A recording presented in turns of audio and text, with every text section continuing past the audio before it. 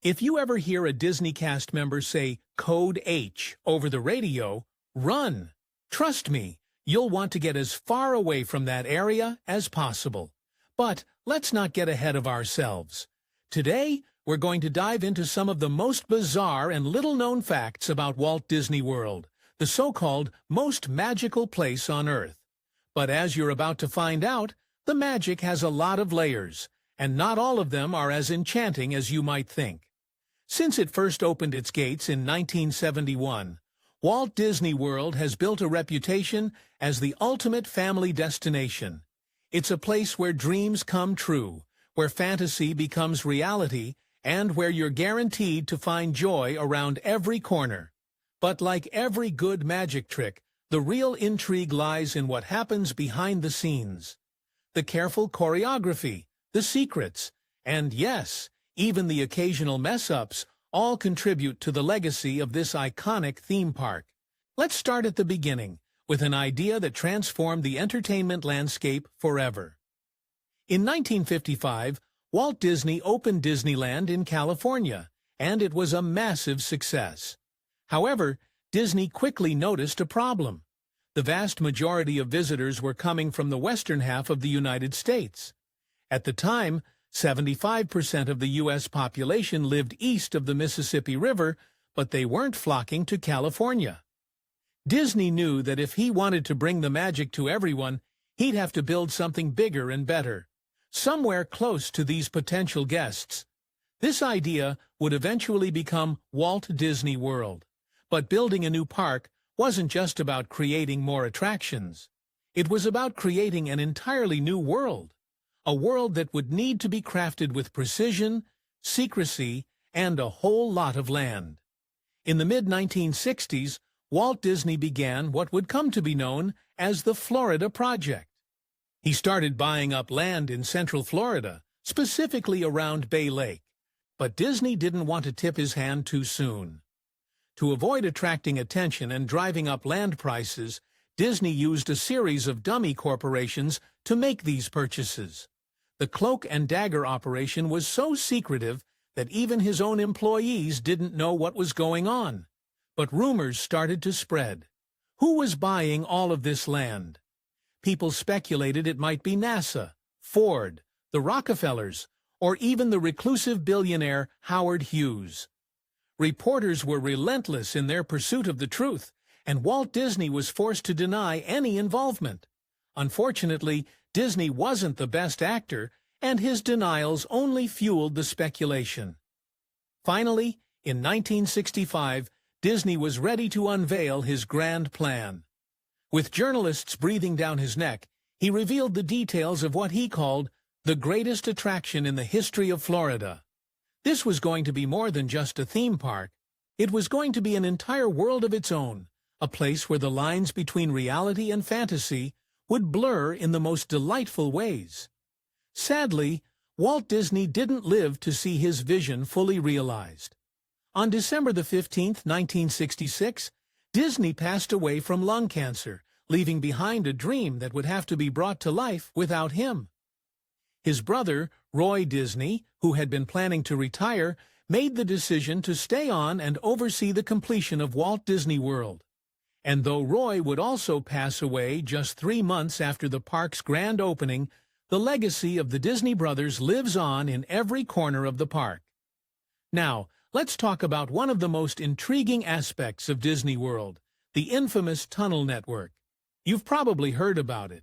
It's often said that there's a vast network of tunnels underneath the Magic Kingdom, allowing cast members to move from one area of the park to another, without being seen by guests. It's a genius idea when you think about it. After all, you wouldn't want a cast member dressed as Mickey Mouse walking through Frontierland on their way to Tomorrowland, right? But here's the thing, those tunnels aren't actually underground. Disney has a high water table, which makes it nearly impossible to dig out basements or tunnels of any significant depth. So, what Disney did was create the tunnel network at ground level and build the Magic Kingdom on top of it. That's right, when you're strolling down Main Street, USA, you're actually on the second floor of the park. The ground beneath your feet is home to a world of hidden corridors, dressing rooms, and logistical operations that keep the magic running smoothly above. But Walt Disney's vision didn't stop at theme parks. One of his most ambitious projects was Epcot, which stands for Experimental Prototype Community of Tomorrow. Today, Epcot is one of the 4 main theme parks at Walt Disney World, known for its celebration of technology, innovation, and international culture. But what Epcot is now is a far cry from what Walt originally envisioned. Before there was the Epcot Center, there was Epcot, the city. Walt Disney didn't just want to build a park, he wanted to create a utopian community, a modernist and futurist city that would serve as a model for how people could live in harmony with technology and each other. This was to be a fully functional city, home to 20,000 residents, complete with the city center, residential areas, transportation systems, schools, and even a green belt. But here's the kicker. Residents wouldn't own the land or their homes. Instead, they'd live in a totalitarian company town where Disney had the final say on everything. The idea was that everyone would be employed by Disney, either at the Magic Kingdom or one of the other attractions, and there would be no retirement. Everyone had to work, and in return, they'd get to live in this so-called community of tomorrow. Walt Disney was passionate about his Epcot project, and according to his brother Roy, he was working on the plans even from his hospital bed just days before his passing. But after Walt's death, the Disney board wasn't as enthusiastic about the idea. The prospect of a totalitarian surveillance state where residents had no voting rights and no control over their own lives didn't sit well with the board members, or likely with the public. In some ways, the spirit of Walt's Epcot project lives on in the modern Epcot theme park, but it also found a home in a different project, Celebration, Florida. Celebration was Disney's attempt to create a planned community that, while far from Walt's utopian vision, still carried some of the elements he had envisioned.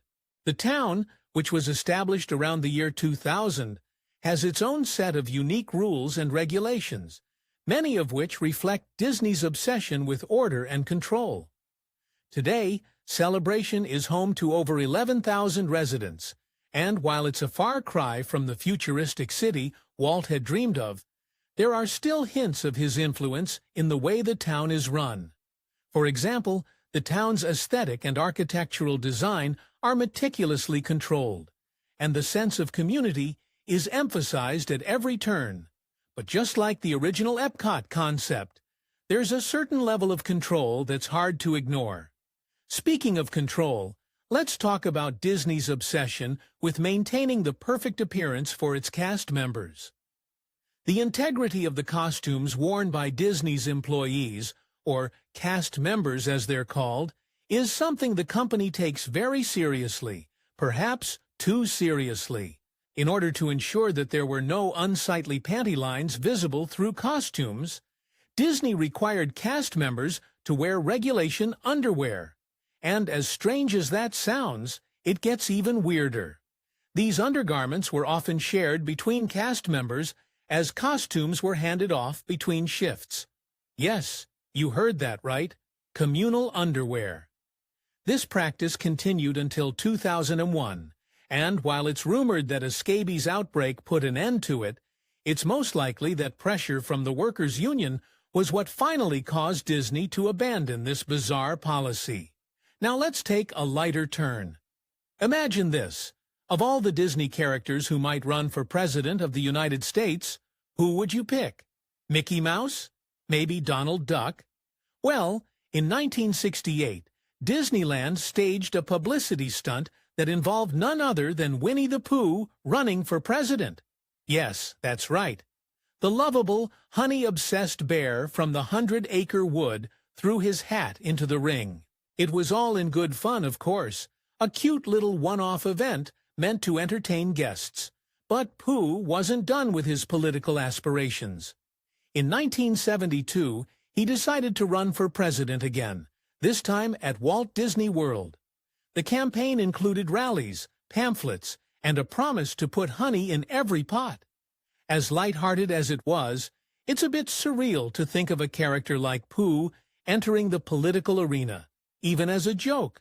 It's a charming piece of Disney history that reflects the company's unique blend of whimsy and clever marketing. But Disney World's brush with politics didn't stop with Pooh's presidential run. In 1973, amid the height of the Watergate scandal, President Richard Nixon held a press conference at Disney World's contemporary resort. The event was meant to be routine, but it quickly became historic when Nixon, in response to questions about his involvement in the scandal, famously declared, "I am not a crook." The phrase has since become one of the most iconic lines in American political history, and it all happened right in the middle of the most magical place on Earth. It's a strange juxtaposition. The serious, often dark world of politics, set against the backdrop of a place designed to be an escape from reality. As if that was not enough, Disney World was also the site of another significant moment in pop culture history. On December 29, 1974, at Disney's Polynesian Village Resort, John Lennon officially signed the paperwork that disbanded the Beatles. Imagine that, a band that had defined a generation whose music had changed the world, officially ending their journey at a resort surrounded by families and characters and costumes.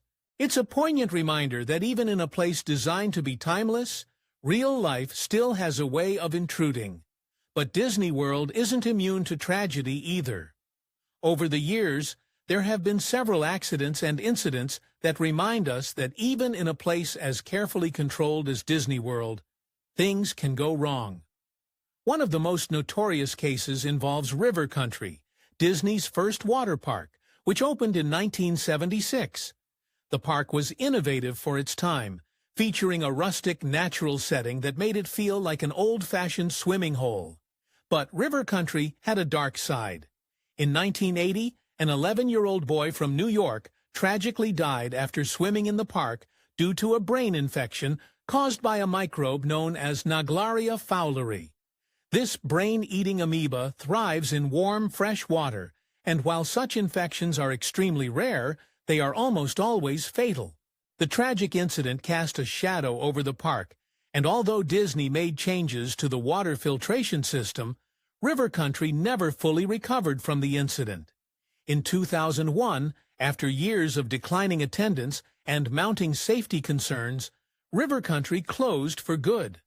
The park was left to rot, with its slides and pools slowly being reclaimed by nature. Today, the abandoned site is one of the creepiest places in all of Disney World, a stark reminder of the park's darker history. Another incident that rattled guests occurred in 1985, when a monorail car caught fire while traveling between Epcot and the Transportation and Ticket Center. The fire was caused by a short circuit, and the lack of emergency protocols and safety features were quickly exposed. Passengers were forced to kick out the windows and climb onto the roof of the monorail to escape the smoke and flames. Miraculously, no one was killed, but the incident led to widespread criticism of Disney's safety features, or lack thereof. In response, Disney upgraded the monorail system with better fire suppression and safety features. But the memory of that day still lingers for those who were there. In 1984, tragedy struck again when a small private plane crashed into the Epcot parking lot, killing 3 of the 5 people on board. The family had been flying over Disney World to take in the sights when they encountered mechanical trouble. The pilot attempted an emergency landing, but the plane went down before it could reach the runway. The incident was a sobering reminder that, no matter how much Disney World tries to control the environment within its gates, the outside world can still find a way in. Beyond the tragedies, there are other parts of Disney World that have faded into obscurity. Attractions in areas that, for one reason or another, have been left to the ravages of time. Take Discovery Island, for example. Originally known as Treasure Island, this small island in Bay Lake was once a thriving wildlife attraction, home to hundreds of exotic birds and other animals. It opened in 1974, just a few years after the Magic Kingdom, and for a time it was a popular destination. But as Disney World continued to expand, Discovery Island was overshadowed by newer, bigger attractions, most notably Animal Kingdom, which opened in 1998. Faced with declining attendance and mounting costs, Disney decided to close Discovery Island in 1999. Today, the island remains abandoned, a haunting relic of Disney World's past. The structures are still there, slowly being overtaken by the lush Florida vegetation. It's a place few people have seen since it closed, and those who have visited describe it as both eerie and fascinating, a ghost town in the middle of the most magical place on Earth. Then there's River Country, which we've already discussed. After the park was closed, it was left to deteriorate, and in the years that followed, strange reports began to surface. According to some accounts, the park's closing theme music continued to play on a loop for years after it shut down, echoing through the empty, overgrown landscape. Lights would flicker on and off, seemingly at random, as if the park itself had a life of its own.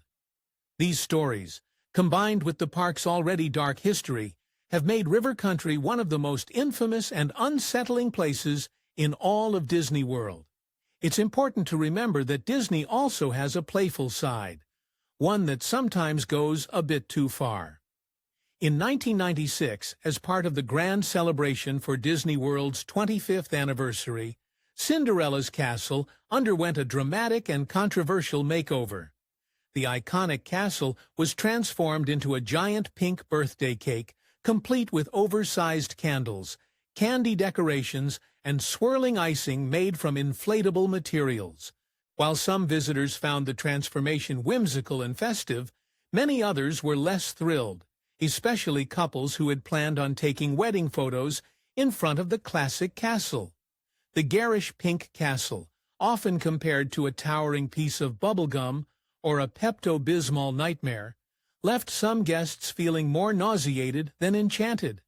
Despite the mixed reactions, the Cake Castle remains one of the most memorable, if divisive, moments in Disney World's history. A bold reminder that even the most magical places sometimes take risks that don't land with everyone. Another example occurred in 2004. To celebrate the opening of Stitch's Great Escape, the mischievous alien decided to take over the iconic castle in true Stitch fashion. Overnight, the castle was covered in toilet paper and graffiti, with Stitch's King prominently scrawled across it. While it was meant to be a humorous publicity stunt, many guests were horrified to see their beloved castle desecrated. If there's one tip we could give to Disney's Imagineers for future publicity stunts, maybe don't mess with Cinderella's castle.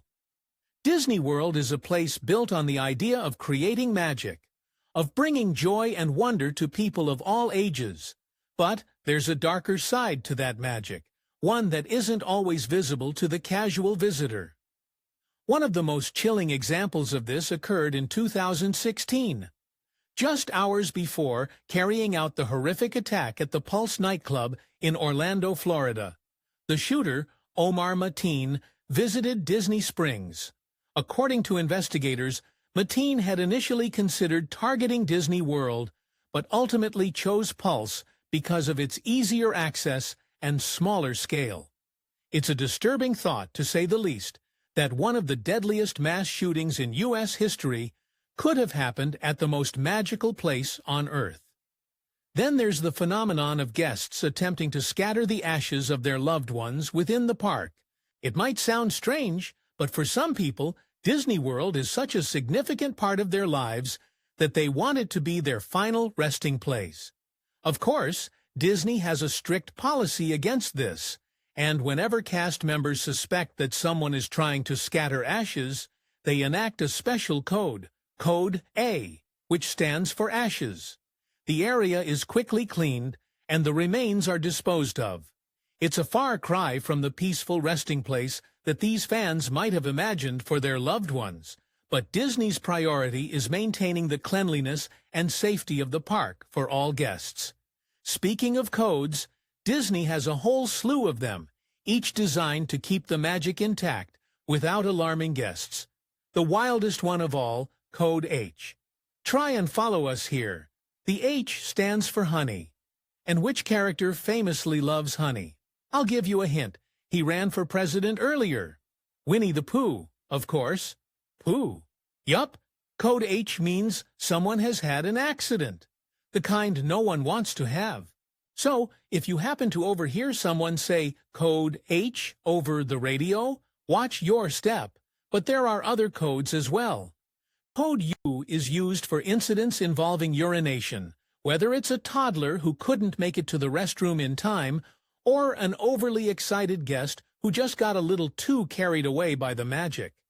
Then there's Code 5s, which signals cleanup for vomit. Imagine all the dizzying rides, the swirling teacups, or maybe just too much cotton candy. It's no wonder this code gets called in more often than you might think. So, there you have it, a glimpse behind the curtain at the most magical place on Earth. From its secret origins to its bizarre and sometimes dark history, Disney World is a place where fantasy and reality intertwine in ways that are both enchanting and unsettling. The next time you visit, remember that there is more to this magic than meets the eye. And if you ever hear someone mention a Code H over the radio, well, you'll know what to do. If you enjoyed learning about the fascinating history of Walt Disney World, don't forget to like and subscribe for more awesome Splash Travels content. Thanks.